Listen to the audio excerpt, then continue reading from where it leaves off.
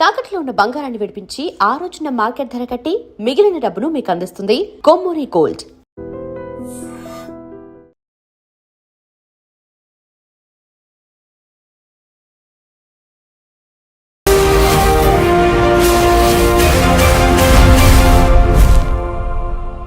నమస్తే, welcome to iDream social spotlight with Kavitha. Iran supreme chief ఖమేనీని అటు America ఇటు ఇజ్రాయెల్ దళాలు అంతమొందించిన తర్వాత ప్రపంచమంతా ఒక డిఫరెంట్ వర్షన్ అనేది వినిపిస్తుంది. హర్మూజ్ జలసంధిని మూసేసిన తర్వాత ప్రపంచం అతలాకుతలం అవుతోంది అనేటువంటి భావన, మాట కూడా వినిపిస్తున్నాయి. బట్ ఎందుకని ఖమేనీని టార్గెట్ చేశాయి అమెరికా, ఇజ్రాయెల్ దళాలు? ఆ తర్వాత ఏం జరగబోతోంది? ఖమేనీని కొంతమంది హీరోగా ఎందుకు అభివర్ణిస్తున్నారు? ఖమేనీ చేసినటువంటి తప్పేంటి? మనతో పాటుగా ఉన్నారు జియో పొలిటికల్ ఎక్స్పర్ట్ గిరిధర్ మామిడి గారు. హలో అండి, నమస్తే. నమస్తే అమ్మా. నమస్తే మీకు, మీ ప్రేక్షకులకు నా నమస్కారాలు అమ్మా. థ్యాంక్ యూ సో మచ్ అండి. ఎలా ఉన్నారు మీరు? ఐఎమ్ గుడ్ అమ్మా. How about you?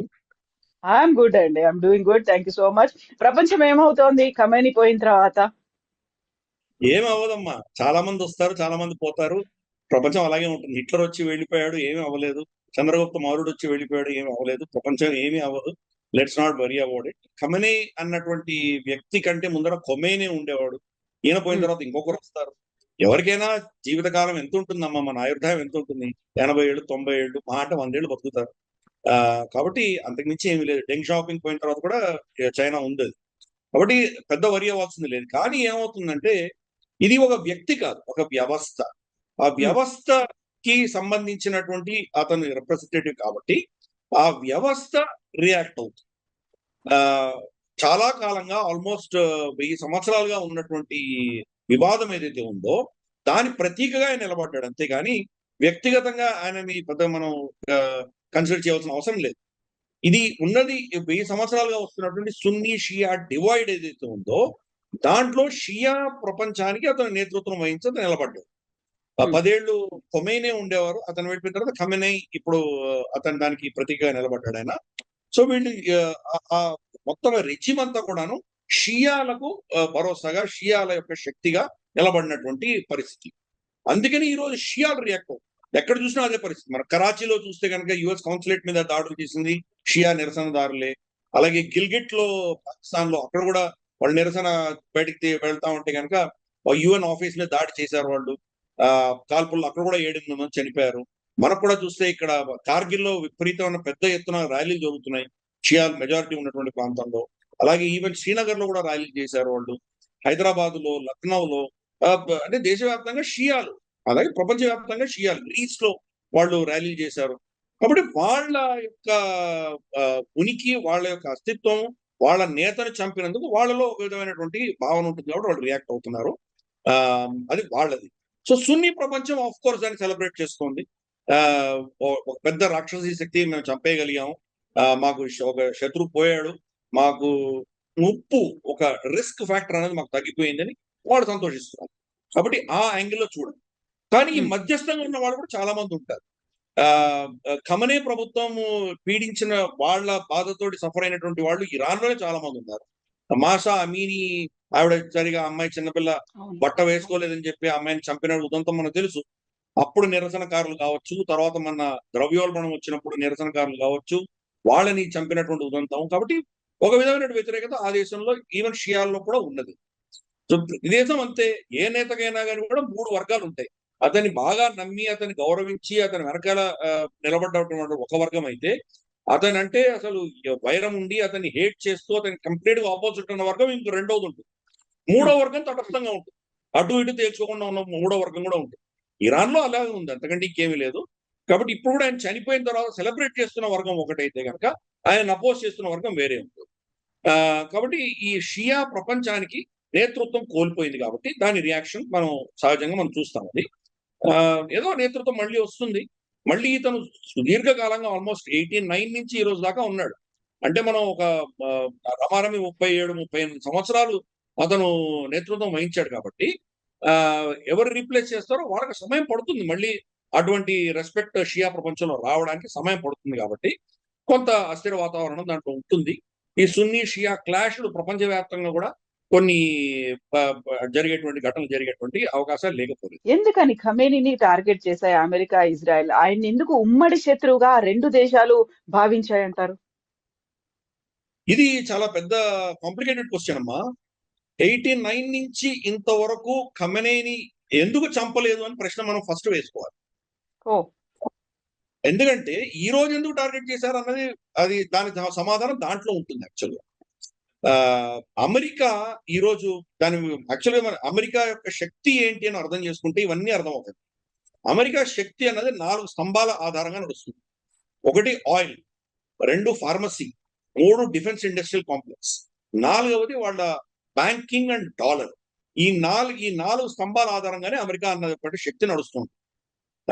వీటి ఒకదానికి ఒకటి లింక్ కూడా అయి ఉంటాయి.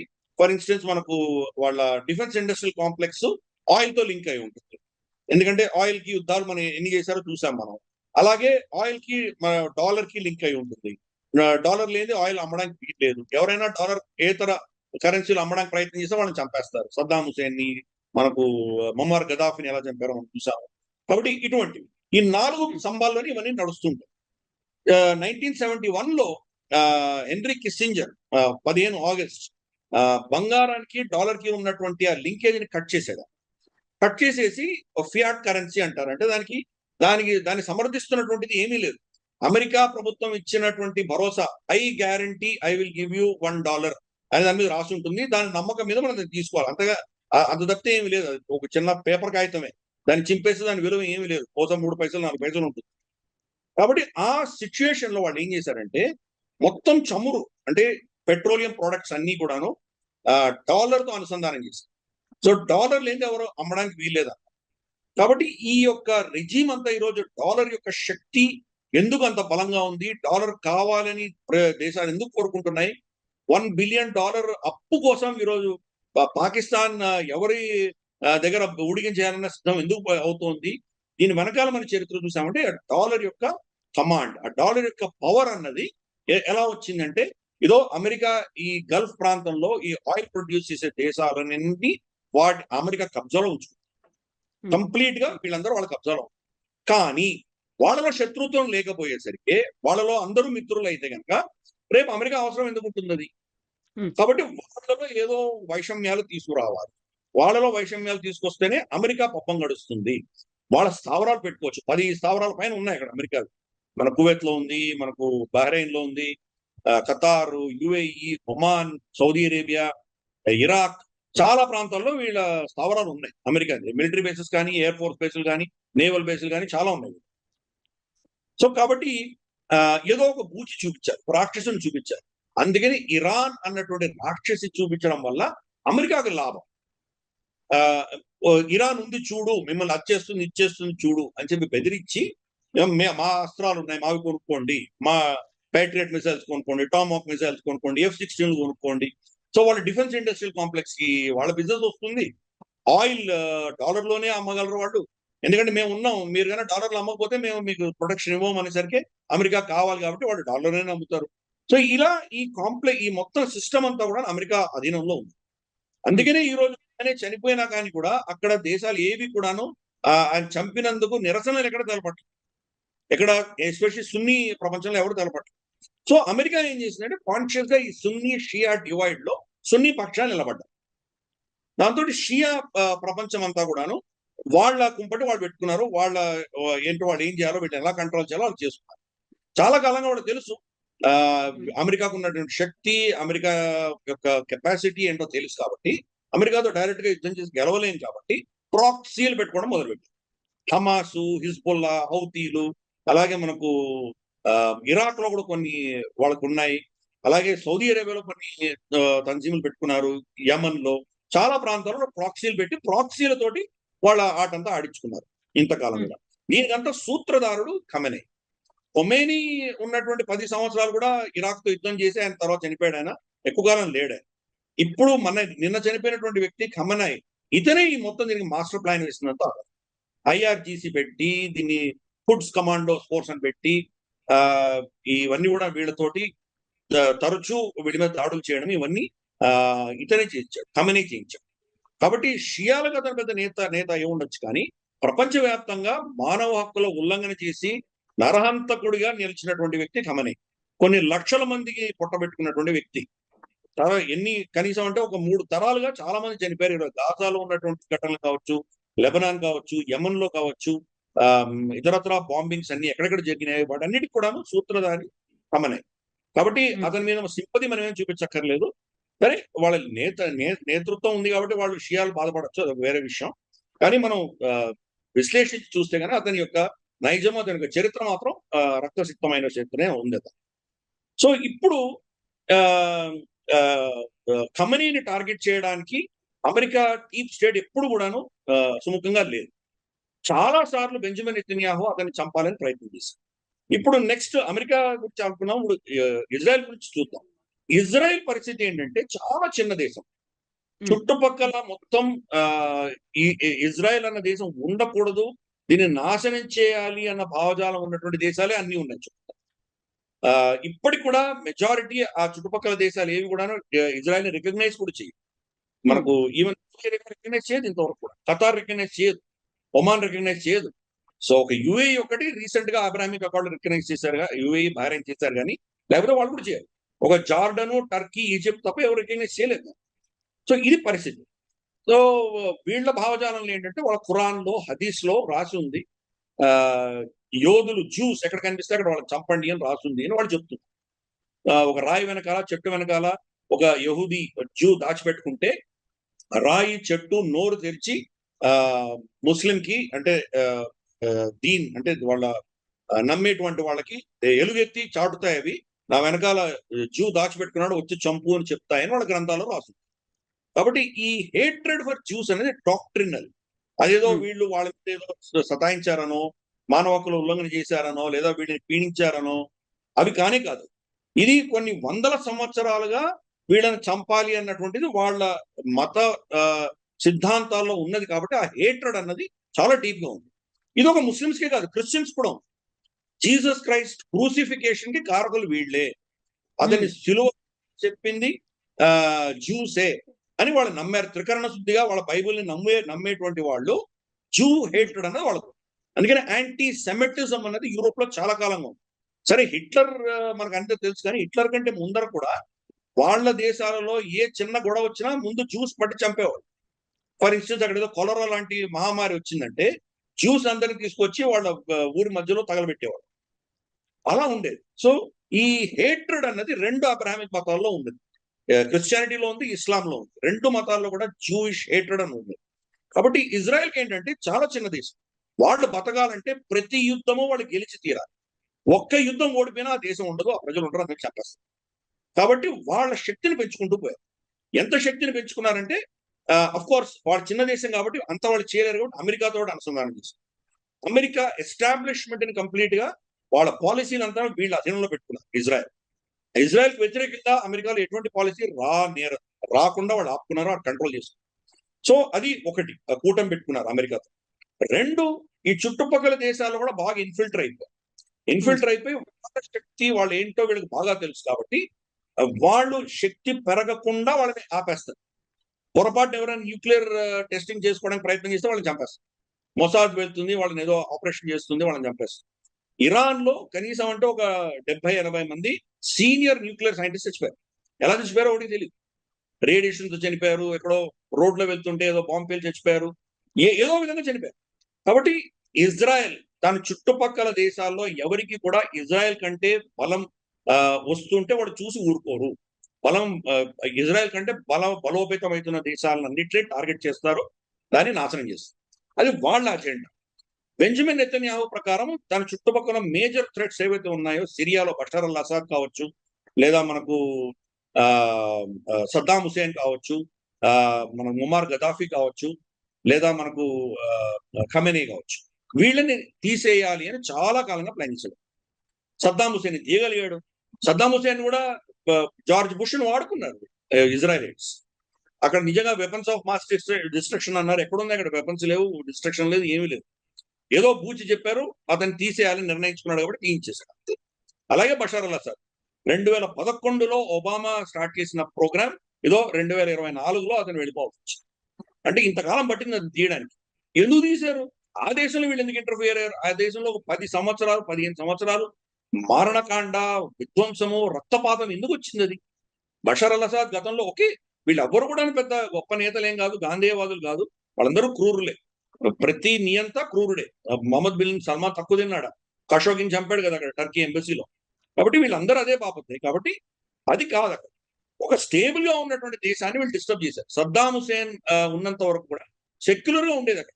హిందువులు వెళ్ళేవాళ్ళు, అందరూ గురుద్వారాలో మనవాళ్ళు పూజ చేసుకునేవాళ్ళు, అందరూ చేసుకునేవాళ్ళు. క్రిస్టియన్స్ హాయిగానే ఉండేవాళ్ళు.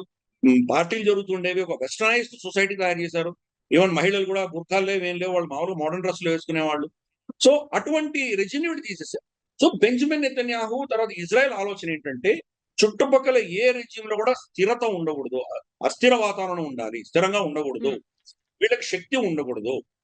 ఎవరు కూడాను ఇజ్రాయెల్ ని ఛాలెంజ్ చేసి వాళ్ళ సెక్యూరిటీకి భంగం కలిగించేటువంటి పరిస్థితికి రాకూడదు అన్నది వాళ్ళ ప్లాన్. చాలా కాలంగా ఖమేనీని తీసేయాలి అని చెప్పి వాళ్ళు ప్రయత్నం చేస్తుంటే, ఇందాక ఫస్ట్ చెప్పినట్లు అమెరికా ఇంట్రెస్ట్, ఇరాన్ కనుక తీసేస్తే కనుక అమెరికా ఇంట్రెస్ట్ దెబ్బ తగులుతాయి కాబట్టి పర్మిషన్ ఇవ్వలేదు. ఓకే. ఇంతవరకు ఇవ్వలేదు. ఈ ఆఖరికి జో బైడెన్ లాస్ట్ వీళ్ళు పెద్ద యుద్ధం చేసినప్పుడు జో బైడెన్ కూడా పర్మిషన్ ఇవ్వలేదు.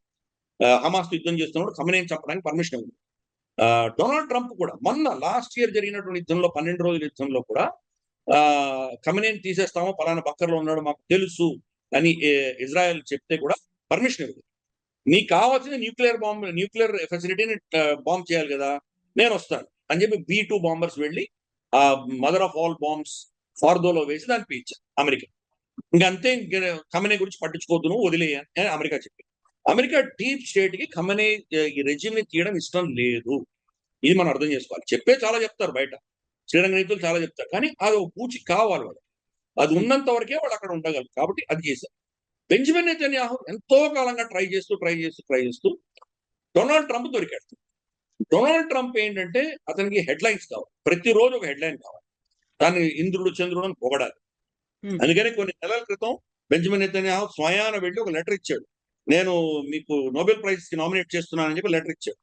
సో అతన్ని బాగా పొగిడి అందులానికి ఎక్కించి మునగ చెట్టు ఎక్కించి కూర్చోబెట్టి. ఎప్పుడు డొనాల్డ్ ట్రంప్ వీక్ గా ఉన్నాడు అంటే మనకు ఈ టారిఫ్ జడ్జిమెంట్ రావడము, ప్రపంచవ్యాప్తంగా మోహన్ చెల్లలేనటువంటి పరిస్థితి, అవమాన పరిస్థితి డొనాల్డ్ ట్రంప్ ఫేస్ చేస్తున్నప్పుడు, ఎప్స్టీన్ ఫైల్స్ లో తను చాలా సతమతం అవుతున్నప్పుడు, తన రేటింగ్స్ పడిపోయినప్పుడు, నువ్వు దీని నుంచి తప్పించుకోవాలంటే బాహ్య శత్రువు కావాలి నీకు, కాబట్టి ఇరాన్ మీద మనం చేద్దాము అని చెప్పి అక్కడ అతన్ని ప్రోత్సహించాడు. పెంటగన్ దగ్గర నుంచి తీసుకొని, నేటో దగ్గర నుంచి తీసుకొని, వెస్ట్ ఏషియాలో ఉన్న అలైస్ కానీ అందరూ కూడా ఇరాన్ మీద యుద్ధం చేయొద్దు అని చెప్పారు. కానీ బెంజమిన్ నెతన్యాహు అతన్ని ఈ ట్రాప్ లో పడేసి అద్భుతమైనటువంటి దౌత్యపరమైనటువంటి ఒక స్ట్రాటజీ పన్నేసరికి ఆ ట్రాప్ లో డొనాల్డ్ ట్రంప్ పడ్డాడు. డొనాల్డ్ ట్రంప్ వాడు నిజంగా అమెరికా యుద్ధానికి వెళ్ళాలంటే వాళ్ళ కాంగ్రెస్ పర్మిషన్ తీసుకున్నాడా? తీసుకోకుండా వెళ్ళాడు కదా. 2 యునైటెడ్ నేషన్స్ సెక్యూరిటీ కౌన్సిల్లో చర్చించవలసింది, అది చర్చ ఏం జరగలేదు. ఏమి జరగకుండా యుద్ధానికి వెళ్ళాడు. అందుకని దానికి ఏం చేశారంటే ఫస్ట్ వేవ్ ఆఫ్ అటాక్స్ అన్ని కూడాను ఇజ్రాయెల్ చేసింది. ఇజ్రాయెల్ ఎనివే ఎవరు ఇష్టపడనటువంటి దేశం కాబట్టి మీరు యునైటెడ్ నేషన్స్ సెక్యూరిటీ కౌన్సిల్లోనో జనరల్ అసెంబ్లీలో ఇంకో 4 తీర్మానాలు వేయండి, వాళ్ళకి ఏం దానివల్ల ఏం డిఫరెన్స్ ఉండదు, వాళ్ళు చేస్తే వాళ్ళు చేస్తారు. వాళ్ళ దేశ రక్షణ కోసం ఖమేనీని తీయదలుచుకున్నారు కాబట్టి వాళ్ళు అటాక్ చేశారు. ఫస్ట్ వేవ్ ఆఫ్ అటాక్ లోనే ఖమేనీ చనిపోయాడు. ఆ ఫస్ట్ వేవ్ ఆఫ్ అటాక్ చేసిందే వీళ్ళు చేశారు. కానీ డొనాల్డ్ ట్రంప్ కి హెడ్లైన్స్ కావాలి కదా, అందుకని అది ఇజ్రాయెల్ అనౌన్స్ చేయకుండా డొనాల్డ్ ట్రంప్ ఇచ్చేసి, డొనాల్డ్ ట్రంప్ మేమే చేసే, ఇన్ఫాక్ట్ డొనాల్డ్ ట్రంప్ ఇచ్చిన స్టేట్మెంట్ లో ఇక్కడ ఇజ్రాయెల్ పేరు చెప్పలేదు. ఫస్ట్ మా యొక్క కెపాసిటీ తోటి మేమే ఇల్లు కొట్టాము అని డాంబికాలని చూసాం. సో డొనాల్డ్ ట్రంప్ ని ఎఫెక్టివ్ గా వాడుకున్నాడు బెంజమిన్ నెతన్యాహు ఇతన్ని తీయడానికి. దీనివల్ల టాక్టికల్ గా ఈ రోజు ఏదో అచీవ్ చేసి ఉండొచ్చేమో, అతన్ని తీసేసి ఉండొచ్చు, కానీ స్ట్రాటజిక్ గా దీర్ఘకాలీనంగా అమెరికా దెబ్బతింటుంది. అక్కడ ఇరాన్, ఇజ్రాయెల్, సౌదీ అరేబియా ముగ్గురు మిత్రులు అయిపోతే, ముగ్గురు ఫ్రెండ్స్ అయిపోతే అమెరికాకి పని ఏంటి అక్కడ? అమెరికా ఈ రోజు ఒక్క బ్యారెల్ ఆయిల్ కూడా గల్ఫ్ నుంచి వాళ్లే అమ్ముతున్నారు, వాళ్లే ఎక్స్పోర్ట్ చేస్తున్నారు. ప్రపంచవ్యాప్తంగా చమురు ఎక్కడెక్కడ అమెరికన్ రేట్ కంటే తక్కువ ఉందో వాటిని కట్ చేస్తుంది అమెరికా. రష్యాని కట్ చేసింది, వెనెజుయేలా నుంచి నికోలస్ మడోర్ని ఎత్తుకుపోయారు, నైజీరియా మీద బాంబులు వేశారు, ఇరాన్ మీద శాంక్షన్స్ వేశారు. సో ఎక్కడ చూసినా గానీ వాళ్ళ రేటు కంటే తక్కువ అమ్మేటువంటి వాళ్ళని వాళ్ళు కట్ చేస్తున్నారు. వాళ్ళ అధీనంలోనే సేల్స్ జరగాలి, డాలర్లోనే జరగాలి. అది వాళ్ళ ఆలోచన దృక్పథం. సో ఉమ్, ఇప్పుడు ఇరాన్ కనుక ఒక మిత్ర దేశం అయిపోతే సౌదీ అరేబియాకి, ఇజ్రాయెల్కి, వాళ్ళ బిగ్గెస్ట్ కస్టమర్స్ ఎవరు? చైనా, భారతదేశం. కాబట్టి డాలర్లో ఎందుకు అమ్మాలి? ఈ 2 దేశాల కరెన్సీ లేదా 3 దేశాల కరెన్సీలు కాకుండా ఏదో దేశం, ఏదో అమెరికా దేశం యొక్క డాలర్లు ఎందుకు వాళ్ళు అమ్మాలి, కొనాలి? కాబట్టి అప్పుడు డాలర్ యొక్క అస్తిత్వం దెబ్బతింటుంది. దాన్ని వాళ్ళు సహించరు. They are super power. America మనం ఒప్పుకోకపోయినా సూపర్ పవర్. కాబట్టి రూల్స్ తో సంబంధం లేదు, నైతికతతో సంబంధం లేదు, వాళ్ళు మొరాలిటీ, లీగాలిటీ దేనికి సంబంధం లేదు. వాళ్ళ గుండాగర్ది వాళ్ళు చూపిస్తున్నారు. కాబట్టి వాళ్ళు చెప్పేది ప్రపంచాన్ని కాపాడుతున్నానో లేదా మా అమెరికన్ పౌరులను కాపాడుతున్నానో ఇవన్నీ కుంటు సాకులు. అమెరికా వాళ్ళు యుద్ధం చేసేటప్పుడు ఏ సాకు చెప్తుందో ఆ ఆ దానికిను ఏ కారణం వల్ల వాళ్ళు యుద్ధానికి వెళ్తున్నారు, రెండు ఎప్పుడు కూడా ఆపోజిట్ గా ఉంటాయి. కాబట్టి దీంట్లో కూడా అదే చూడాలి. కాబట్టి ఇది ఆయిల్ కోసం వెళ్ళట్లేదు వాళ్ళు. వాళ్ళు వెళ్ళదలుచుకోలేదు, వెళ్ళకూడదు అని అనుకున్నటువంటిది బెంజమిన్ నెతన్యాహు వాళ్ళని ఆ ఊబిలో దింపాడు. దానివల్ల అమెరికా దీర్ఘకాలికంగా సఫర్ అవుతుంది. డాలర్ కి ప్రత్యామ్నాయాలు వస్తాయి, అమెరికా మీద నమ్మకం పోతుంది. అమెరికన్ అలయన్స్ ఎవరిని ఇన్వాల్వ్ చేయలేదు దీంట్లో. నేటో ఇన్వాల్వ్ అవ్వలేదు, యూరోపియన్స్ ఎవరు లేరు. ఆస్ట్రేలియా, కెనడా, జపాన్, కొరియా, ఏషియాలో ఉన్న వాళ్ళు కూడా ఎవరు ఇన్వాల్వ్ అవ్వలేదు దీంట్లో. ఆఖరికి గల్ఫ్ దేశంలో ఉన్న వాళ్ళు కూడా ఇన్వాల్వ్ అవ్వలేదు. వాళ్ళందరూ కూడా మా భూమిని వాడుకోవడానికి వీల్లేదు, మా ఎయిర్ స్పేస్ వాడుకోవడానికి వీల్లేదు అని చెప్పారు. కాబట్టి ఐసోలేటెడ్ గా ఓన్లీ ఇజ్రాయెల్, యుఎస్ఏ మాత్రమే వెళ్ళి యుద్ధం చేసింది. మనకు తెలుసు చరిత్రలో అట్లీస్ట్ రెండో ప్రపంచ యుద్ధం నుంచి ఇప్పటి వరకు రెజీమ్ చేంజ్ చేయాలంటే ఆకాశం నుంచి బొంబార్డ్మెంట్ చేసినంత మాత్రం రెజీమ్ చేంజ్ అవ్వవు.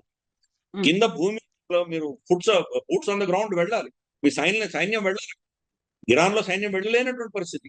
మొత్తం కొండ ప్రాంతం అది. అక్కడ వెళ్తే కనుక వందల సంఖ్యలో వీళ్ళ సైనికులు చనిపోతారు, ఇజ్రాయెల్ కానీ లేదా అమెరికన్ సైనికులు కానీ. కాబట్టి వీళ్ళు ఏమంటున్నారు, డొనాల్డ్ ట్రంప్ ఏమంటున్నాడు, మేము చేసేది మేము చేస్తాము, మీరు ఆ ప్రభుత్వాన్ని మార్చండి అని ప్రజలకు యుద్ధం బోధిస్తున్నాడు. సేమ్ థింగ్ బెంజమిన్ నెతన్యాహు చెప్తున్నాడు. ప్రజలు ఎందుకు చేస్తారు? ప్రజలు బయటకు వస్తే వాళ్ళని కాల్చేస్తుంది ఐఆర్జీసీ. ఆల్రెడీ మన 3-4 వేల మంది చనిపోయారు గతంలో, ఒక 4-5 నెలల క్రితం.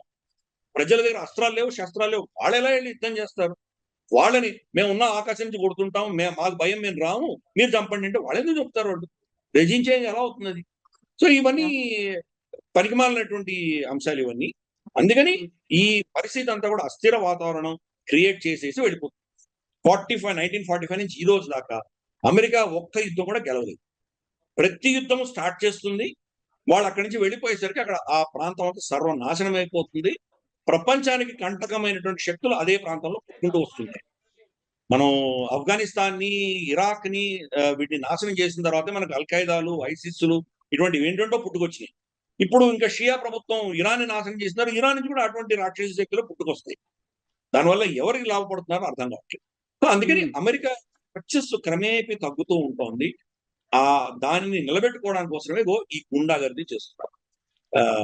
సో ఏం చేయాలి మనం? We can't help it. మనం దీనివల్ల విక్టిమ్స్ అన్ని ప్రపంచం అంతా ఎలా బాధపడుతుందో భారతదేశం కూడా అలాగే బాధపడాలి. మనకు కూడా చమురు ధరలు పెరుగుతాయి, మనకు బంగారు ధరం విపరీతంగా పెరిగిపోతుంది. మన స్టాక్ మార్కెట్ ఆల్రెడీ 1000 పాయింట్స్ పైన క్రాష్ అయిపోయింది ఆల్రెడీ. ఈ రోజు 1,70,000 తులం దాకా వెళ్ళిపోయిందని వింటున్నాను నేను.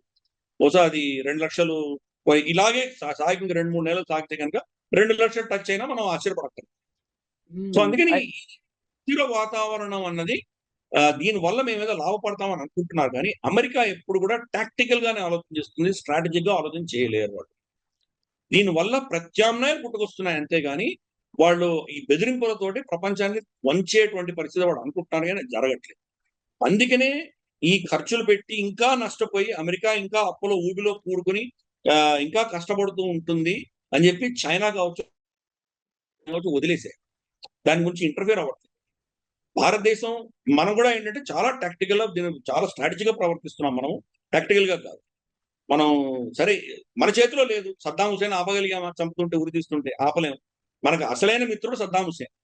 ప్రతి ఆర్గనైజేషన్ ఆఫ్ ఇస్లామిక్ కంట్రీ వాళ్ళ దీంట్లో మీటింగ్స్ లో కశ్మీర్కి వ్యతిరేకంగా, భారతదేశానికి వ్యతిరేకంగా రెజల్యూషన్స్ తీసుకొస్తే మన పక్షాన ఓటేసినటువంటి వ్యక్తి సద్దాం హుసేన్. కానీ సద్దాం హుసేన్ ఉరితీస్తున్నప్పుడు మనం ఏం చేయలేకపోయాం. అదే పరిస్థితి ఇప్పుడు కూడా అంతే. ఇరాన్తో మనకు కొన్ని మంచి సంబంధాలే ఉన్నాయి. ఖమనేని చంపేసిన తర్వాత మనం ఏం కామెంట్ చేసి ఇప్పుడు దాని లాభం ఏం లేదు, దాని నష్టం ఏం లేదు. మనం అందుకని క్వైట్ గా ఉన్నాం. అలాగే చైనా అలాగే ఉంది, రష్యా అలాగే ఉంది.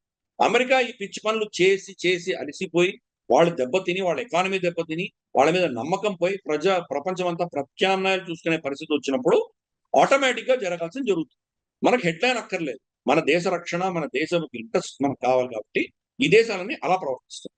ఇది ఇప్పుడు జరుగుతున్నటువంటి మేజర్ చేంజెస్ అని నాకు తెలిసిన కొన్ని విషయాలు చెప్పాను.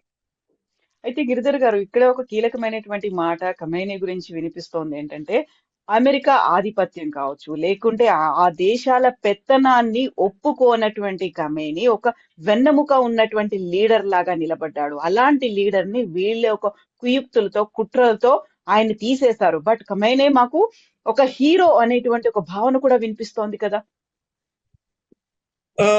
ఆ విషయం కొంత వాస్తవం ఉంది, నేను కాదనట్లేదు. అమెరికా ఇజ్రాయెల్ వ్యతిరేకంగా నిలబడ్డాడు, నేను కాదనట్ల.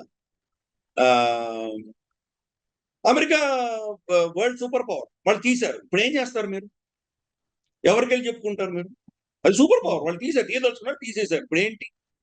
అమెరికాని ప్రశ్నించగలరా మీరు?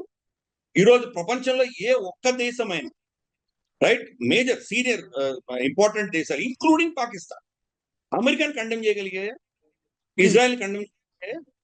ఎవరైనా ఇతను చంపడం తప్పు అని ఎవరైనా అనగలిగారా? యునైటెడ్ నేషన్స్ రెజల్యూషన్ ఎవరైనా తీసుకురాగలిగారా? చైనా గానీ, రష్యా గానీ, పర్మనెంట్ ఫైవ్ గానీ ఎవరైనా తీసుకురాగలిగారా? ఏం రాలేదు. మీ హీరోనా జీరోనా మీ ఇష్టం, మీరు ఏమనుకుంటే అనుకోండి. అమెరికా చేసింది. ఇప్పుడు అమెరికాని ఎవరేమనగలరు, ఏమనలేదు. ఇది ఒక విషయం. రెండవది, ఆయన అమెరికాని రెసిస్ట్ చేస్తూ ఉన్నాడు కాబట్టి అతన్ని చంపారు అంటే కనుక ఈ రెసిస్టెన్స్ ఏదో 89 నుంచి జరుగుతోంది కదా, అప్పటి నుంచి ఎందుకు చంపలేదు, ఇప్పుడు ఎందుకు చంపారు? ఈ టైమింగ్ ప్రశ్నించాలి ఎవరైనా. సో చాలా మంది అపోజ్ చేశారు. మరి అపోజ్ చేసినట్టు సద్దాం హుసేన్ చంపేశారు, మనకు మనకు మొమ్మర్ గదాఫీని చంపారు, చాలా మందిని చంపారు, నికోలస్ మదర్ని ఎత్తుకుపోయారు వాళ్ళు. వాళ్ళ ఇష్టం, చాలా చేశారు. మరి ఖమేనీ మీద ఎందుకు చేయలేదు? ఖమేనీకి అంత శక్తి ఉందా? అతని దగ్గర అన్ని అస్త్రాలు ఉన్నాయా? అతను ఏమి చేయలేనటువంటి పరిస్థితి ఏం కాదు కదా. ఆఫ్టర్ ఆల్ అక్కడ వాళ్ళ టెహరాన్ లో ఒక హమాస్ లీడర్ వచ్చినందుకు అతను బెడ్రూమ్ లో ఉంటే బెడ్రూమ్ లో టాయిలెట్ లో వీళ్ళు ఇది పెట్టి పేల్చి చంపేయగలిగారు ఇజ్రాయెల్. అంత ఇంటెలిజెన్స్ ఉంది వీళ్ళ దగ్గర. సో ఖమేనీ చంపడం పెద్ద ప్రాబ్లమే కాదు. ఖమేనీ ఎన్నిసార్లు వచ్చాడు, ఎన్నిసార్లు పబ్లిక్ స్పీచ్లు ఇచ్చాడు, అతను ఈజీగా చంపుండొచ్చు. ఎందుకు చంపలేదు ఇది ప్రశ్నించారు. సో హీరో కాదు, అతను మాట్లాడుతున్నా గానీ అతని అవసరం ఉంది కాబట్టి వదిలిపెట్టారు, అపేక్షించి వదిలిపెట్టింది అమ్మ. అతను ఉండాలి, అటువంటి శక్తి ఉన్నందువల్ల వీళ్ళందరూ భయపడుతున్నారు. ఇప్పుడు దుబాయ్ మీద, దుబాయ్ ఇంటర్నేషనల్ ఎయిర్పోర్ట్ మీద, మనకు పామ్ జుమేరా మీద, తర్వాత మనకు బుర్జల్ ఖలీఫా, బుర్జల్ అరబ్, వీటి మీద బాంబులు పడడం వల్ల అమెరికా చాలా సంతోషిస్తుంది, హ్యాపీగా ఉంది. ఎందుకు? రేపటి రోజు యుఏఈ వీళ్ళందరూ అమెరికాని ఇంకా ఖర్చు పెడతారు, అమెరికా దగ్గర ఇంకా కొంటారు. మమ్మల్ని ప్రొటెక్ట్ చేసుకోవాలంటే అస్త్రాలు కావాలి, యాంటీ మిజైల్ షీల్డ్స్ కావాలి, మాకు బ్లాక్ డోమ్ కావాలి, ఐరన్ డోమ్ కావాలి, ఇంకేదో కాపర్ డోమ్ కావాలి, ఇవన్నీ కావాలని ఖర్చు పెడతారు. సో అమెరికా వస్తుంది. సో ఒక బూచి కావాలి, ఒక ఆసురి శక్తి కావాలి వాళ్ళకు. అందుకని ఇరాన్ని వదిలిపెట్టారు. ఇరాన్ని ఈ ఈ పనులని చేయిస్తూ ఉండగా వాళ్ళని వదిలిపెట్టారు. కానీ వాళ్ళ శక్తి ఒక లెవెల్ దాటిందంటే మళ్ళీ వాళ్ళ మీద దాడులు జరిగాయి, వాళ్ళని చంపారు, కొట్టారు, హిజ్బుల్లాని కొట్టారు, వీళ్ళందరినీ కొట్టారు. ఆ న్యూక్లియర్ వెపన్స్ కూడా, న్యూక్లియర్ టెక్నాలజీని వాళ్ళ దాని ప్రాసెసింగ్ లో, దాని రిఫైన్మెంట్ లో ఒక పర్టికులర్ గ్రేడ్ దాటితే కనుక అటాక్స్ జరిగినాయి ఇరాన్ మీద. వాళ్ళ సైంటిస్టులను చంపారు. మొసాడ్ ఏజెన్సీ అయితే కనుక 5-6 అడుగు అంతస్తులు భూమి లోపల ఉన్నటువంటి ఫిజికల్ ఫైల్స్ అని ఎత్తుకొని వచ్చారు. ఎలా ఎత్తుకొచ్చారు? అంత హై సెక్యూరిటీ ప్రెజెంట్ నుంచి. అహ్మదీజినాద్ చనిపోయాడని చెప్పి మనకు తెలుస్తోంది, మాజీ రాష్ట్రపతి, ఇరాన్ రాష్ట్రపతి. అతను నిన్ననే ఒక స్టేట్మెంట్ ఇష్యూ చేశారు. మేము మొసాద్కు వ్యతిరేకంగా, మొసాద్ ఏం చేస్తోంది మన దేశంలో, మొసాద్ ఏజెంట్స్ ఎవరు ఉన్నారు అని కనుక్కోవడానికి ఒక స్పెషల్ సెల్ పెట్టాం మేము. పెడితే కొన్ని సంవత్సరాల తర్వాత మాకు తెలిసింది ఏంటంటే దాంట్లో 20 మంది మొసాద్ ఏజెంట్స్ అని మాకు తెలిసింది. మాకు అంత ఇన్ఫిల్టర్ అయి ఉన్నారు. కాబట్టి దాన్ని మేనేజ్ చేస్తూ వచ్చారు ఇజ్రాయెల్ కానీ, అమెరికా కానీ. ఒక వాళ్ళ ఇరాన్ యొక్క శక్తిని ఒక స్థాయి కంటే కింద పడకుండా, ఒక స్థాయి కంటే పైకి వెళ్లకుండా మేనేజ్ చేసుకుంటూ వచ్చారు. స్థాయి కంటే కింద పడితే ఎవరికి థ్రెట్ లేదు, ఎవరు భయపడరు. కాబట్టి ఉండాలి, ఆ లెవెల్లో మెయింటైన్ చేశారు. కానీ అమెరికాని కానీ, ఇజ్రాయెల్ కానీ ఛాలెంజ్ చేసే కెపాసిటీ వాళ్ళకు ఉండకూడదు. అందుకని ఆ లెవెల్లో మెయింటైన్ చేసుకుంటూ వచ్చారు. ఇప్పుడు ఇది బెంజమిన్ నెతన్యాహు ఒక ప్లాన్, అమెరికా ప్లాన్ కాదు, పెంటగన్ ప్లాన్ కాదు, అమెరికన్ డీప్ స్టేట్ ప్లాన్ కాదు. బెంజమిన్ నెతన్యాహు సాధించాడు. అందుకనే రెజీమ్ చేంజ్ చేయడానికి బహుశా డీప్ స్టేట్ ఒప్పుకోదు. నీకు కావాల్సింది అయిపోయింది కదా, చంపేసాం, అయిపోయింది, వదిలే అని చెప్పి వదిలేస్తారు. ఆ ప్రతీకార జ్వాలలు అనేది ఆ రెజిమ్ లో ఉండాలి. అది ఉంటేనే అమెరికా యొక్క వర్చస్సు ఉంటుంది అక్కడ. అమెరికా డాలర్ ఈ యొక్క నెక్సెస్ అంతా కూడాను అక్కడ ఉంటుంది. కాబట్టి ఖమేనీ హీరోనా జీరోనా ఎవరి ఇష్టంలో వాడు ఏం మాట్లాడుకున్నా కానీ కూడా ఖమేనీ ఇంతవరకు ఎందుకు బతుకున్నాడు అన్న ప్రశ్న వేసుకుంటే దానికి సమాధానం వస్తుంది. ఎస్ గిరిధర్ గారు, థ్యాంక్ యూ సో మచ్ అండి. థ్యాంక్ యూ సో మచ్, చాలా బాగుంది మీ ఎక్స్ప్లెనేషన్. థ్యాంక్ యూ అండి.